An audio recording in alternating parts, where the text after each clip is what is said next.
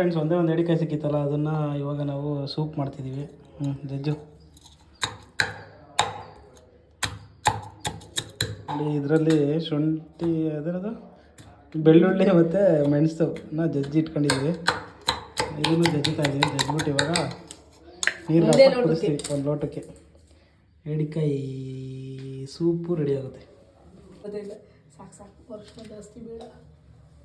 ಅರ್ಶಿನ ಹಾಕಿದ್ದೀವಿ. ಮೆಣಸು ಹಾಕಕ್ಕೆ ಇವರು ಒಂದು ಲೋಟಕ್ಕೆ ಪೆಪ್ಪರ್ ಪೌಡ್ರು. ವೈಟ್ ಪೆಪ್ಪರ್ ಪೌಡ್ರಾ? ಏನೋ ಕಲರ್ಗೆಲ್ಲ ಹಾಕಿರ್ತಾರೆ. ರುಚಿಗೆ ತಕ್ಕಷ್ಟು ಉಪ್ಪು ಕಡಿಮೆ ಹಾಕೋಣ. ಸಾಕಪ್ಪ, ಹಾಕಿ ಒಳಗೆ ಜದಾಕನ ಎಡಿಕಾಯಿ ಜೊತೆ ಶುಂಠಿ. ಅಷ್ಟೇ ಹಾಕಿರೋದು. ಏನಲ್ಲ ಇವತ್ತು ಅದೊಂದು ಎಡಿಕಾಯಿ ಹಾಕಕ್ಕೆ ನೀರು ಹಾಕೊಂಡು ಹಾಕ್ಲಾ? ಇದನ್ನೇ ಹಾಕೊಂಡ ವಾಪಸ್ಸು ನೀರು ಹಾಕಲ್ಲ.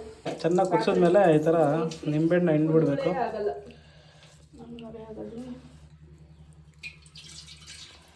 ಹಿಂಡ್ಬಿಟ್ಟು ಮಜಾ ಮಾಡಿ ಅಷ್ಟೇ.